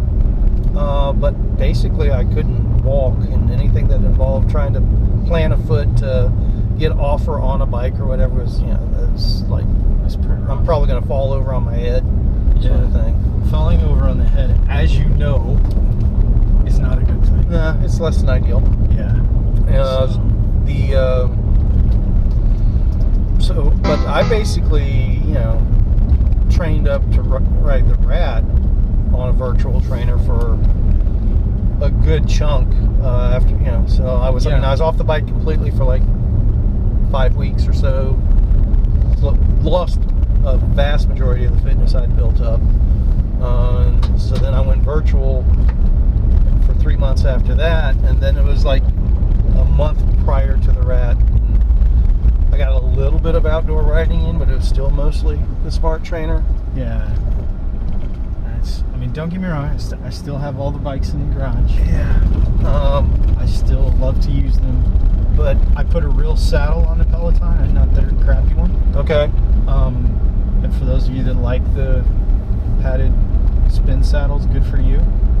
My sit bones don't work with those, so I put a real saddle. Is it safe to assume that their default saddle is probably more female oriented to begin with? Or? That may be the case. I don't know. It was more about, so one of the things when you first get on a real bike, as we like to insinuate, you think, oh, I need a cushy saddle because my butt's gonna hurt. Right. And In 2.25 miles, 2 turn weeks left. in, you figure out this isn't a great idea, and you're like, how thin can you make it? Yeah. Right. So it's that. Please give me my Brooks saddle. Yeah, it's that difference. So, I mean, they ship when the bike shows up. It's got pedals on it. I mean, it's legit real pedals. I probably took those off and put some SPDs on it, but that's just me. But all your bike tools still work on it. You said you were going to wash my truck for me when we got done, right? Something like that, yeah. I thought we were just going for whiskey. That's all I know. All right, I'll let you buy me an old fashioned. Yeah, you know. So, but yeah, no. The cool thing for me personally is I've watched. So my wife's never been like a hardcore cyclist. Mostly because she had an accident 11 years ago where she crashed and had a compression fracture in one of her lumbar vertebrae. And so she's been skittish about the bike ever since. But to watch her embrace doing it consistently and seeing her fitness gains is pretty cool. Because she doesn't have to. It could just be something I do, but she has embraced it. The other thing that they do well, and I don't know if their competitors are as advanced in this, but their digital platform, so since it is an Android tablet, I can cast it to the TV.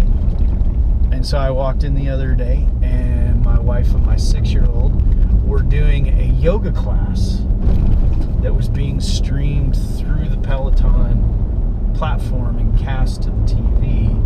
And so they were doing that. And my 6-year-old has decided she loves yoga.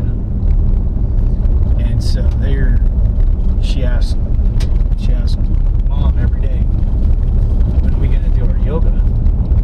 So it's instilling good habits in her as well. Sure. So there's some good byproducts on both sides of it.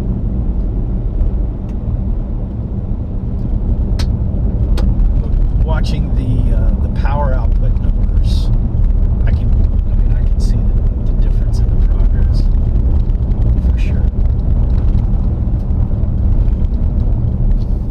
So how long of a workout do you typically do? So during the week, I will do either 45 or 60 minutes early in the morning. Weather being kind of garbage last Saturday, I went ahead and did 90 minutes. So I did a heart rate zone ride and set right at the top of zone 3 for a solid 75 minutes, pulling pretty good wattage. In a quarter mile, turn left. Fins. And that's a car that needs some love.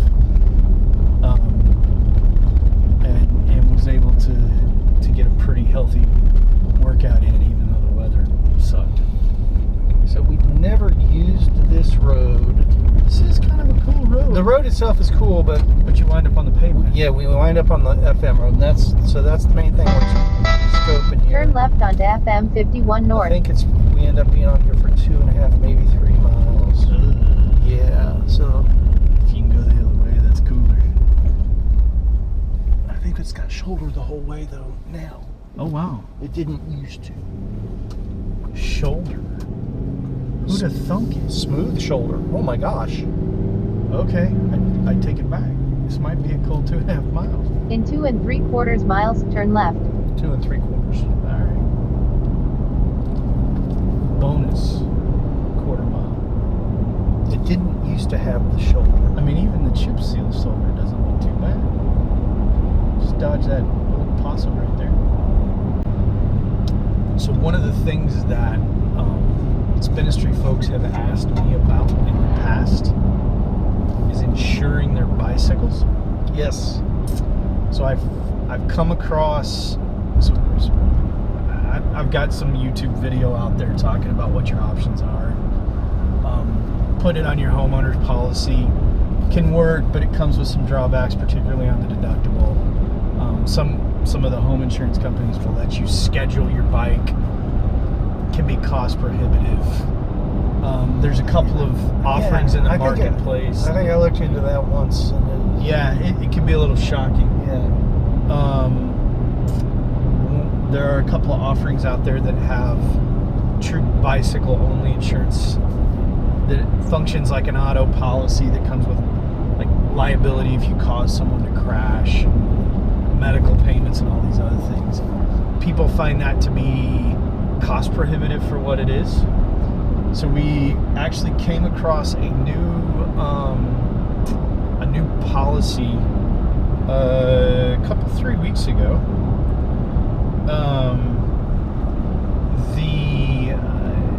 So the way that it works is it's going to be like scheduling it on your homeowner's policy, but it can be done standalone. You don't have to own a home. You don't have to have a renter's policy.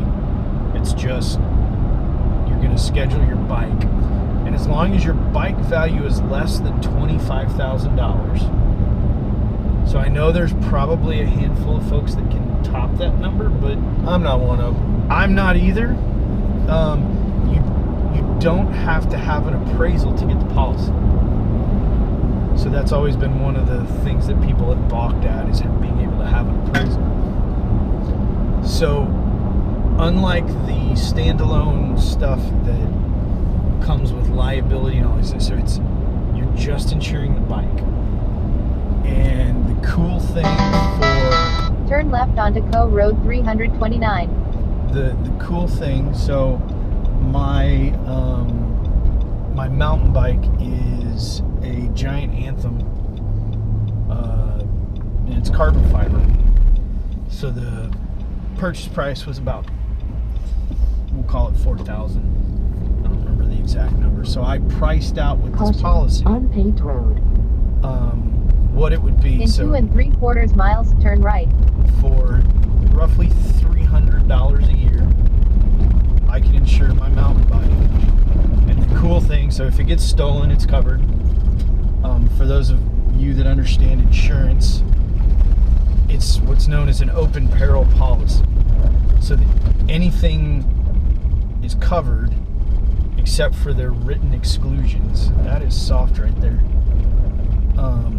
And the exclusion list is very short. Common wear and tear. So if your bike is old and it's not been maintained, Right. that's not going to be replaced, right? But let's say you're out riding one of those funky sections on Wade Road, you go over, your bike gets, crumpled up. That would actually be covered under the policy. Okay. So it's not going to protect you from a liability standpoint if you cause someone to wreck. But the other things that typically people are like, well, what if I crash? That's always, most frames are covered under warranty for at least a certain amount of time, but people are worried about crash. Yeah, not crash replacement. Yeah, so So the policy would actually cover that covers as it's written. Covers a crash, covers theft. If it's on the back of your car, because people have talked about problems on that front. Yeah. That's a tough one. That Yeah. We could do a whole podcast on that one. Probably multiple hours on that one. So people like to put their bikes on the back of their car now. Some people still use roof racks, but people would run their bike into their garage because they would forget that there was a bike up top. That technically would be covered and not have to be against your homeowner's policy, because what happens if you're the cause of the wreck, you destroy your bike, you got to claim it against your homeowner's policy because it's personal property. It's not covered by the auto. If someone hits you and your bike is on the back, a lot of folks have talked about how the auto insurance companies struggle to cover that piece of it. They want to depreciate the hitch rack. Yeah, and which is ridiculous, and they want to depreciate the bike at a ridiculous rate. So the way that this thing would work is it's a stated value policy. So if you say your bike is worth $4,000, they will pay out $4,000 as long as you can prove that it's worth $4,000. So if you buy your bike at Walmart and it's a $100 bike, right. You can insure it for $4,000, but you're only going to get a $100 Walmart bike back because that's what you can prove. So that's where a bill of sale or an appraisal becomes important, but you don't have to have it to start the policy. Now, as soft as sections of this are in this truck, it will be fantastic. Well, even if they were writing it today, there's plenty of firm line for bikes. Absolutely. So, going back though to the bicycle insurance thing, because people have pestered me for years. Pestered isn't the right word, but they know you and I are friends, right? Right. They assume I've got something lined up. It's like, you haven't found the right answer just yet. But so I know you don't have your quote tables in front of you or anything. I absolutely do not. That's why I gave the perspective on my Giant. So, is it safe to assume that your $4,000 Giant, $300 a year, then an $8,000 something would be $600, or does it not scale like that? It's not going to be a truly linear scale. So one of the things that's going to factor in as you go down the scale, there's going to be a minimum premium that you're going to pay. So if you have a $2,000 instead of a $4,000, it's not going to be $150. There's going to be a floor that the premium won't go below, no matter what your bike value is. Gotcha. Because the company has to make money to put the policy in force. It's just, it's business, right? As you move up, it's not going to necessarily be truly linear because of the way that their rating factors work and the risk. It's harder to, so let's say you've got a Moods, right, that's worth $10K. It's a little harder for that to be replaced, and so sometimes the way they set those tables up for pricing, it may actually could be a little bit higher, it may be a little bit lower. It's not going to be perfect as far as going 300 to 600, but somewhere in there. Sure, I get it. Within tolerance. Just trying to get a ballpark idea in my head how that might work. So it's. I think that $4,000 price point's probably in a quarter mile close to the meat for a big chunk of our audience. A lot of the bikes are going to be in that $300 to $4,500 range, right? Right. A lot or more, but a lot or less. Oh, there's a ton that are less. Turn right onto Co Road 346. So it produces an interesting proposition for folks, because when I've told them what the price is to have the policies in the past that are standalone that include the liability, that include in a quarter mile, turn left. Everybody's gone, it's just a little too much. Right. So it gets us back into the realm of, okay, this makes sense. And unfortunately, I can speak from experience that insurance is Turn pretty left handy onto at Co Road times. 381. It's a frustration if you never have anything bad happen to you. But when you need it and you got the right stuff in place, it can be an enormous blessing. Well, I guess And that's what we try to focus on. yeah. I guess like some of the stuff we've looked at before, particularly on the bicycle side of things, it's like, In 3/4 mile, turn right.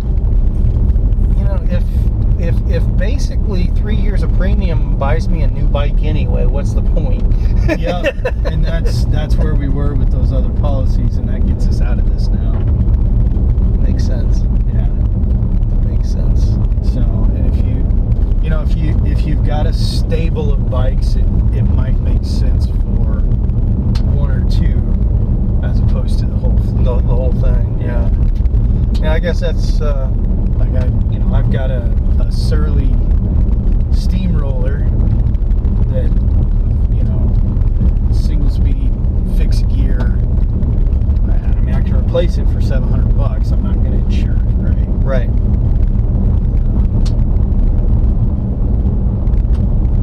I love the bike. In a 1/4 mile, turn right. Its most likely end is me falling over like a pub crawl or something. Any idea Turn right onto West Farm to Market Road 922. if e-bikes are insurable or not through that? E-bikes would definitely be insurable through it. It's going to fall under the same provisions. It's definitely one of those that the first time we write that as a policy, I'm going to talk directly to an underwriter. I'm not going to just submit it online. In a 1/2 mile, turn left. Hope that everything's okay. Right. I'm going to make sure that they're putting the appropriate factors against it, so that in the event something does happen, you're made whole in that event. I'm gonna. In a 1/4 mile, turn left. And fair warning to anybody that rides along with me, this is going to be a common theme. Pretty much anyone that rides along with me, I'm going to lob out the e-bike hand grenade and let you run with it. What are your thoughts around Turn left onto Cemetery e-bikes? Road.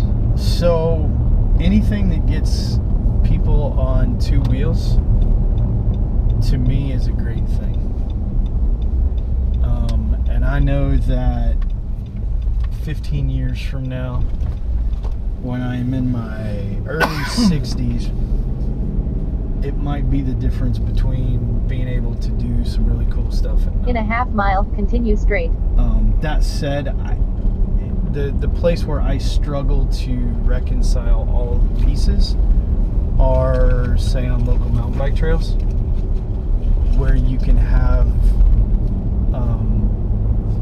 much larger speed discrepancies that can produce In a 1/4 mile, problems. continue straight. And how do you sort out? It's like being on the highway. You in and of yourself driving 95 miles an hour is not necessarily problematic. Continue on to You're Co Road doing that on a- 387. On a highway, you driving 95 and somebody else driving 40 miles an hour below you. And this is why we're not driving 95. Yeah, because you might come across a cow. That speed discrepancy is where problems can occur. In 1 1/4 miles, turn right. And so sorting that particular issue out is one that I see as problematic, because you're now introducing the ability to go really fast on single track, and that can introduce some unintended consequences.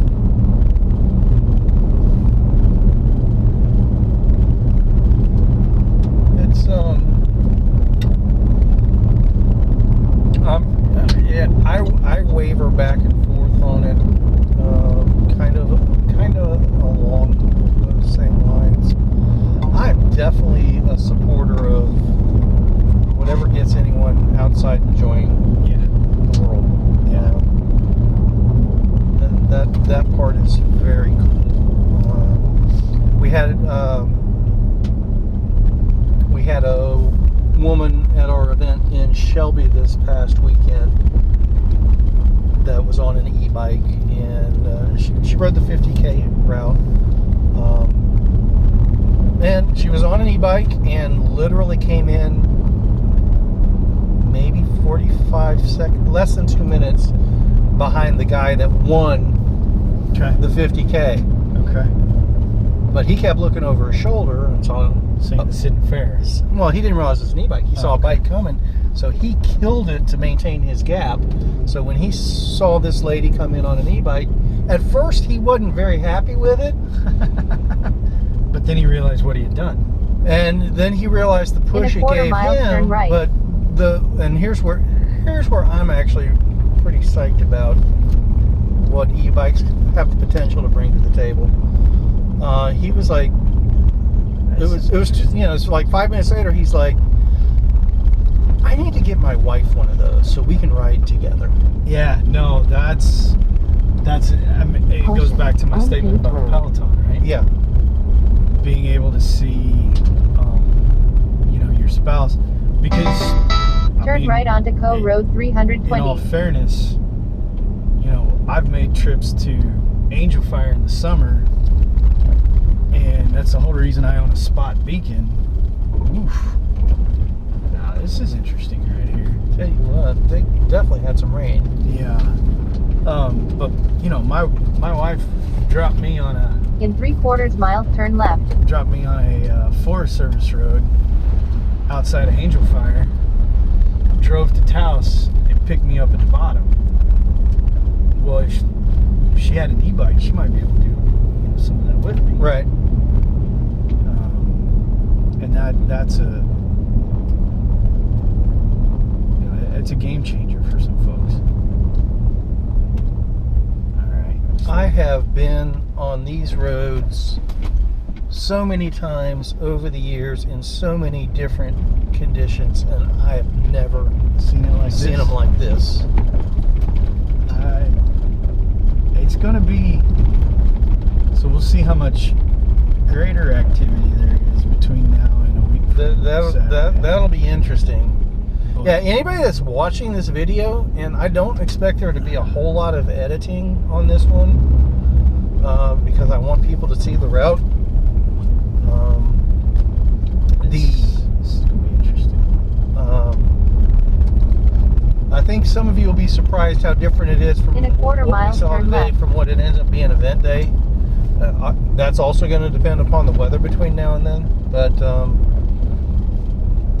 lot of this is probably going to be a lot of brand new chunk gravel by then, is my guess.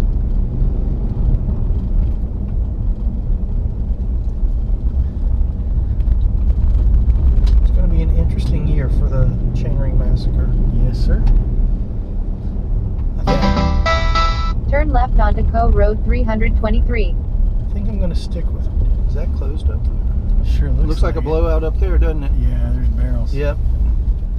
Yeah, I mean, when it comes time for us to buy another car, we'll probably evaluate whether or not we actually buy In 1 3/4 miles, turn right. An e-bike might make more sense since my commute's so short to our office.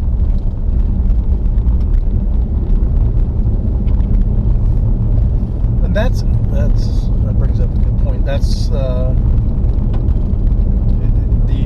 applicability outside of what we think of traditional cycling. Yes.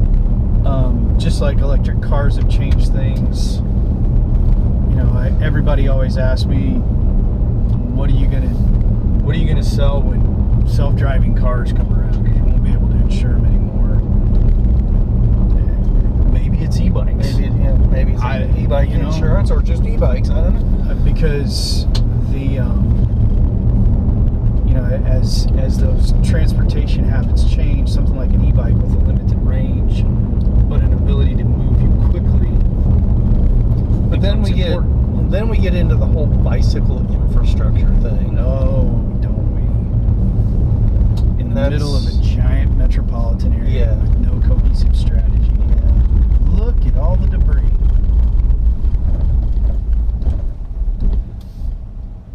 And there was a lot of water over that. see that rush through right there. Yeah, well, Yeah. when the grass is up in the fence like that and the fence is blown over. The fence is laid over. This was all underwater and moving water at that. Moving, yeah. And moving quite briskly. Yeah. Here's where it started to slow down up here. Yeah, the bike infrastructure in DFW, it's gotten so much better. I don't ever want to minimize that fact. But there's so much more that can be done. But I mean, you think about it. If you've got a 30-mile range on an e-bike, if you had the right infrastructure, you could almost go from downtown Dallas to downtown Fort Worth on it. And the reality is the range on them now is 50 or 60 miles. Yeah. And that's just in the past 2 years. Right. We've gone from 25, 30 to 50, 60. And it's continuing to improve. Does that become your commute? Yeah. Because without the infrastructure, I say no. Yeah. So where is the tipping point where the infrastructure is? Well, I think it probably occurs. So there's a finite ability to build lanes on a freeway. The only way they're going to be able to do it is to convert existing roads to bike-only roads. Well, or one of the things that's always been plotted but never has In never a quarter been mile, completed turn right. is the Trinity vision, basically, for lack of a better word. The North Texas Council of Governments bike plan or whatever it is. That basically runs along the levees from Fort to Dallas. Well, that might become a viable Turn right path. onto Tow Road. Oh, okay. No, I see what you're saying. Yeah. So instead of the turnpike they wanted to build, let's build a bike freeway or whatever. Right. Something along those lines. That kind of makes somewhat more sense. Yeah, get over on your side. But it's every time it's been proven many times over when you just look at raw data. In 3.5 miles, turn right. You build more lanes, it just gets filled in, and the problem's not solved. Right. I mean, the Katy Freeway in Houston is a classic example of that. They built, I think it's 75 lanes on each side, and it's still a parking lot. And as we talked earlier in this journey about all the people that have moved to North Texas. Well, as sprawl continues to happen, there's only so many lanes that can be built, but you're also now starting to see new commerce centers spring up. So the shops at Legacy West, Toyota, Star Frisco, that whole area where the tollway and 121 cross has become its own commerce center. So you can now live and you can in theory e-bike to an office from there. Same thing with Dallas and Fort Worth and parts of Arlington, and Grapevine's got its own sort of scene going.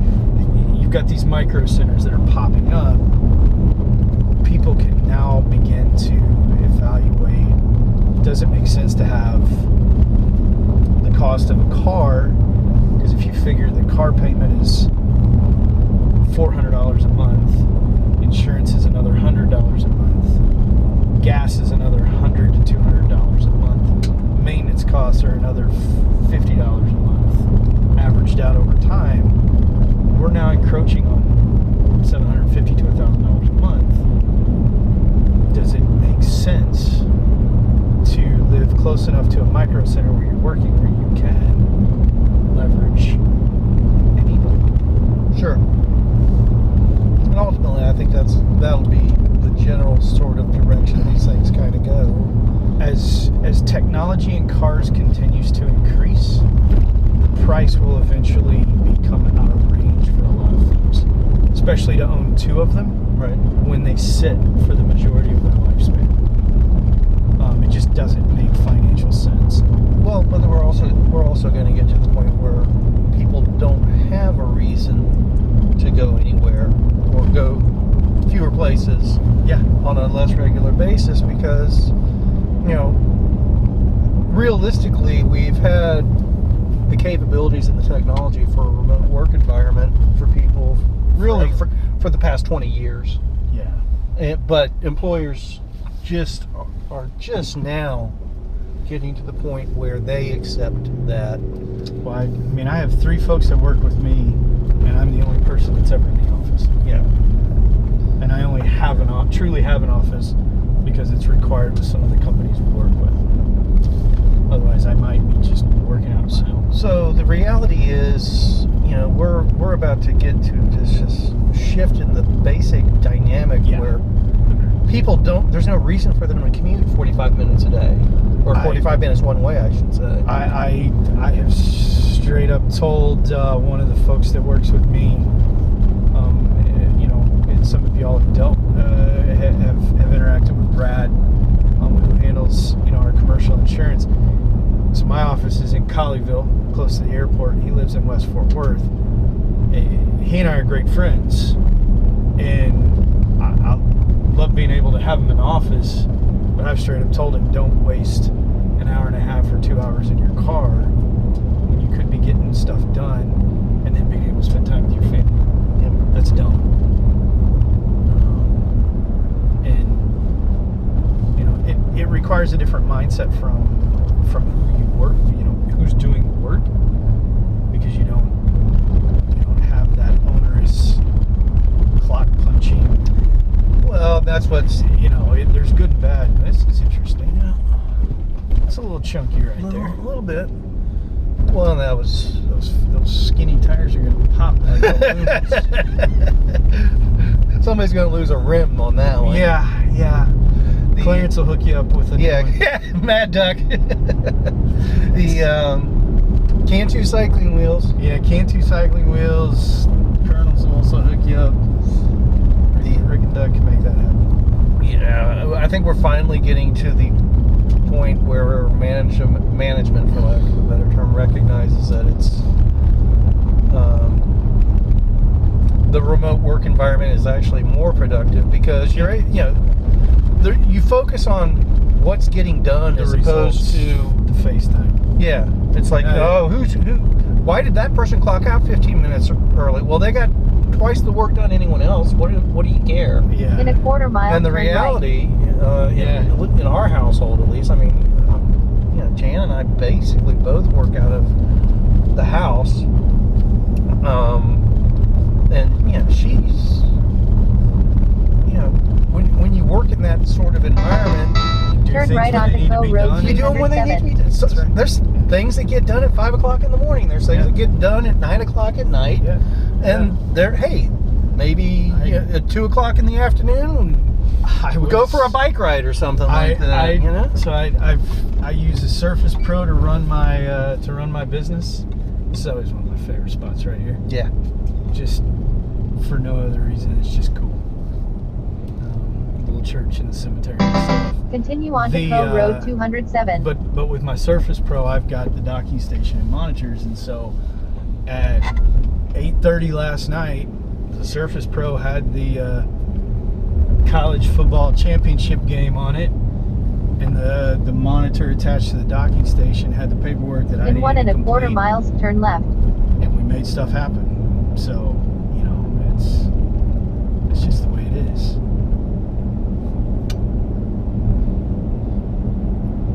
It's just about getting things done. Yeah. It's the end result that matters. And I think we're finally getting to a work environment for most people that just... and I'll give a shout out to the much maligned millennials. Preach.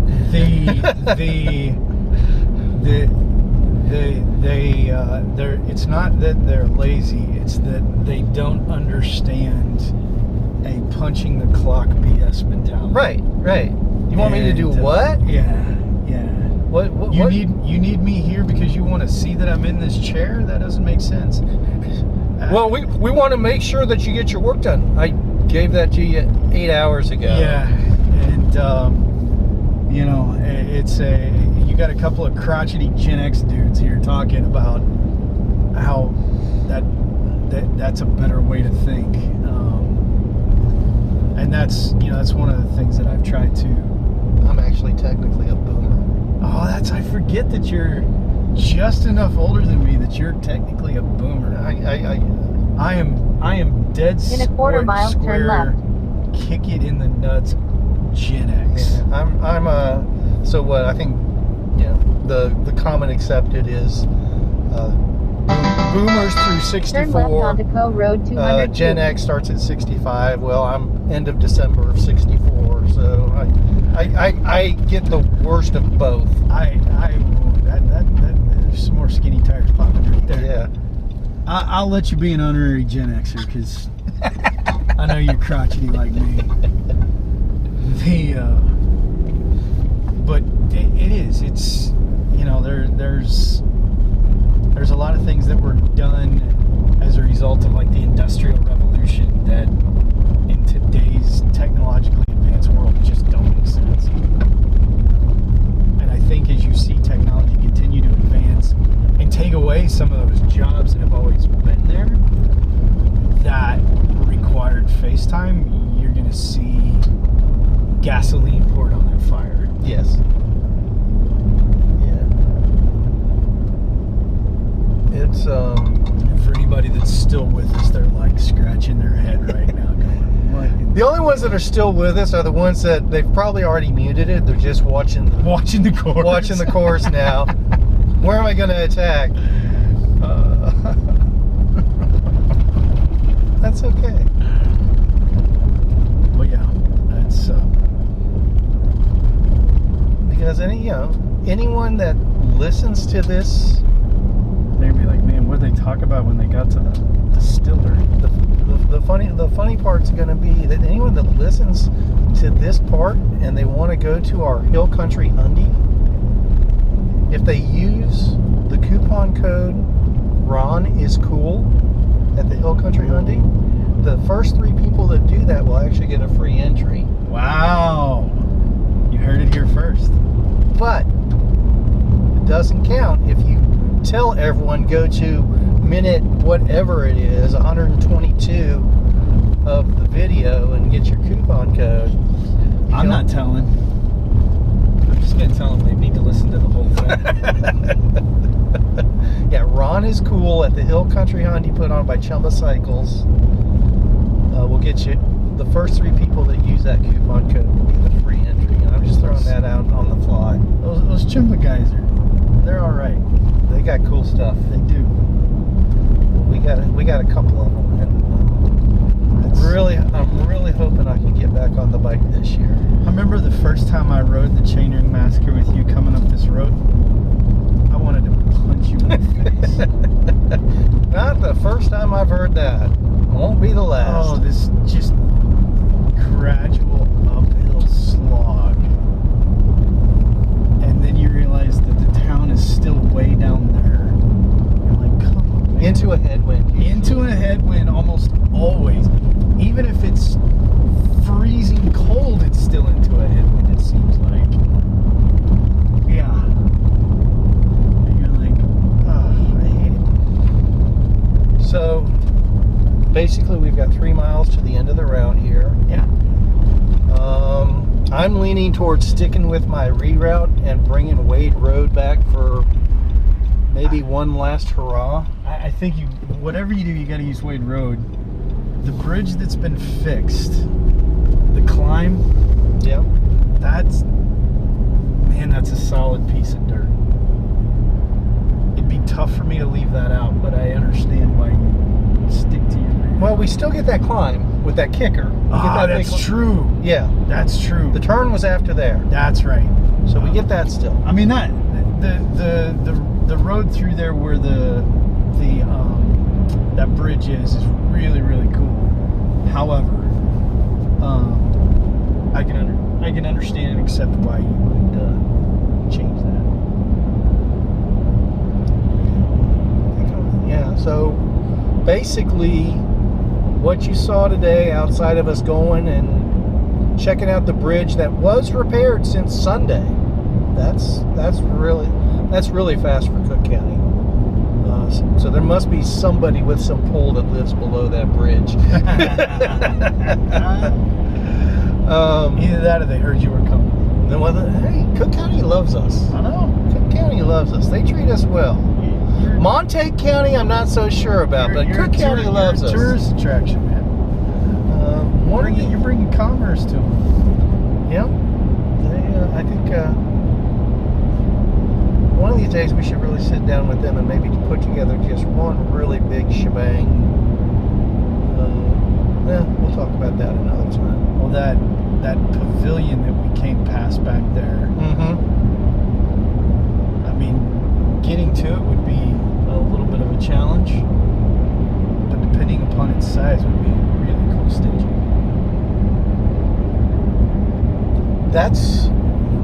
That'll be a totally separate topic, but that's one of the things that we're up against.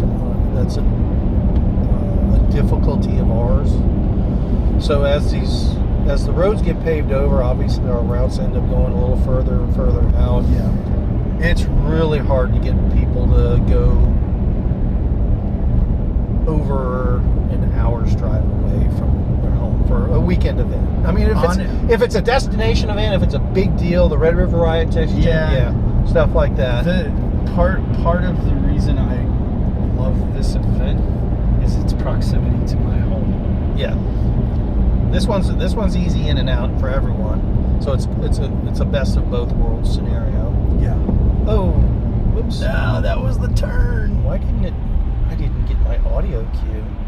You weren't listening to her, I guess. Probably. I may have it turned down. I don't know. It's all right.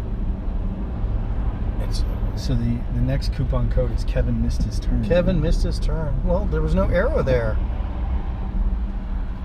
Yeah, I remember the first time you routed us out of here. I was like, oh my gosh. Looks like they've actually even Paved this. done something. Well, not paved it, but they've graded it. Yeah. It's in the, so far anyway, it's in the best shape I've ever seen this I was road. to say it's in much better shape than it was this time last year when I rode it.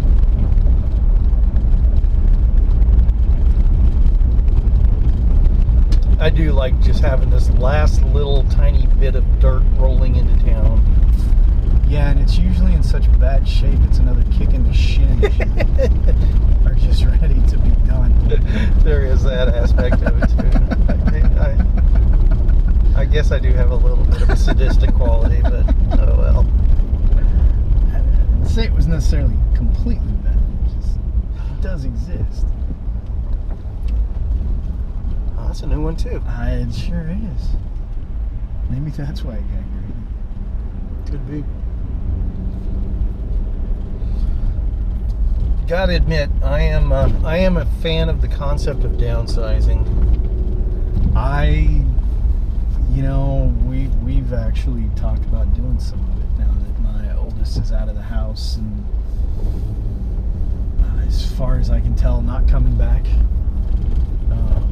Never say never. Just the three of us. Now that we lost, and then sprint finish from here. That's right. And we lost the super active puppy dog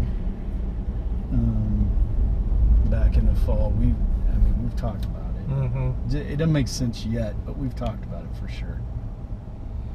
All right. Here's the finish line. And here we are.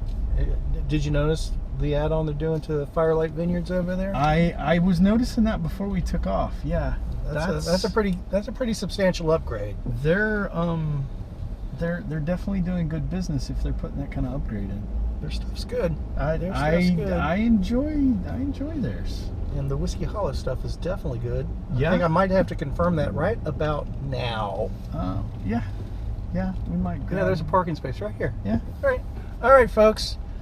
Thank you for joining us for this this edition of Spinistry Live. We have to go do some quality control checks at Whiskey Hollow Distillery, but not too much because we do both have to drive home. Come join us at the Texas Chainring Massacre. I'm going to do everything I can to have this video up within 24 hours of us doing this. We have right at about 150 entries left as I speak. We do expect to sell out. That Ron is Cool coupon code does not apply to the Texas Chainring Massacre. That will be for Hill Country Hyundai only. We'll see y'all on the 25th at TCM. See ya.